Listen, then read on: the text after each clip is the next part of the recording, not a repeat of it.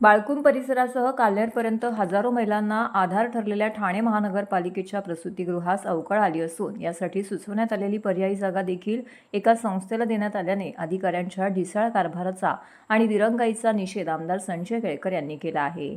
बाळकूम पाडा क्रमांक 1 मध्ये ठाणे महानगरपालिकेचे तळ+1 मजली प्रसूतिगृह असून ते सुमारे 35 वर्ष जुनं आहे। येथे 10 रुग्णशय्या असून बाळकूम, ढोकाळी, कोलशेत, माजीवाडे, मनोरमा नगर, मानपाडा, आझाद नगर इत्यादी भागातील शेकडो महिलांना या प्रसूतिगृहाचा लाभ होत होता। मात्र गेल्या काही वर्षापासून या वास्तूस अवकळ आली असून स्लॅब कोसळणे, पाणी गळती अशा अनेक समस्या भेडसावत आहेत। त्याचा फटका गर्भवती महिलांना बसत आहे। याबाबत नागरिकांच्या अनेक तक्रारी पुढे येत होत्या। आमदार संजय केळकर यांनी या वास्तूची पाहणी करून संबंधित अधिकाऱ्यांना दुरुस्तीबाबत वेळोवेळी सूचना केल्या होत्या। गेल्या 3 वर्षापासून केळकर हे याबाबत पाठपुरावा करत असल्याने दुरुस्तीसाठीचा निधी देखील वर्ग करण्यात आला होता। मात्र अधिकाऱ्यांची अक्षम्य दिरंगाई आणि ढिसाळ कारभारामुळे या वास्तूची देखभाल दुरुस्ती होऊ शकली नाही। परिणामी ती आता धोकादायक झाली आहे। सद्यस्थितीमध्ये ही वास्तू बंद ठेवण्यात आल्याने शेकडो महिलांची कुचंबणा होऊ लागली आहे। आमदार संजय केळकर यांनी नुकतीच या प्रसूतिगृहाची पाहणी केली आणि संबंधित अधिकाऱ्यांच्या बेजबाबदारपणाबाबत संताप व्यक्त केला। हे प्रसूतिगृह तातडीने मुल्लार हॉल येथे हंगामी तत्वावरती स्थलांतरित करण्याची मागणी आमदार केळकर यांनी केली आहे। या पाहणी दौऱ्यादरम्यान भाजपाचे स्थानिक पदाधिकारी तन्मय भोईर, निलेश पाटील, रविराज रेड्डी, सचिन शिनगारे, राकेश जैन, मयूर भोईर इत्यादी स्थानिक नागरिक मोठ्या संख्येने येथे उपस्थित होते।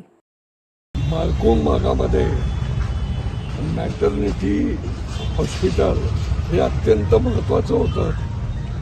गेल्या 3 वर्षापासून आम्ही हे मॅटर्निटी हॉस्पिटल याच्यामध्ये स्लॅब कोसळत आहेत, पडायला आलेला आहे, म्हणून याची दुरुस्ती करावी याचा पाठपुरावा करत होतो।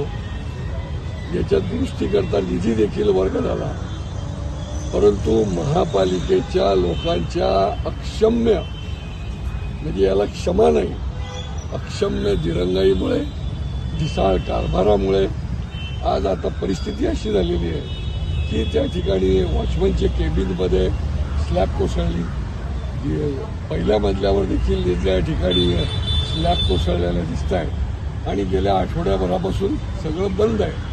म्हणजे त्या ठिकाणी बेड जे आहे ते त्यांनी रिकामे ठेवलेले आहे। त्याच्याकरता दुसरी जागा देखील बघितली गेली होती, परंतु ती जागा म्हणजे मॅटर्निटीला प्राधान्य देण्याच्याऐवजी कुठल्या तरी मंडळाला ती दिली गेली, कोणाच्या दबावाखाली दिली।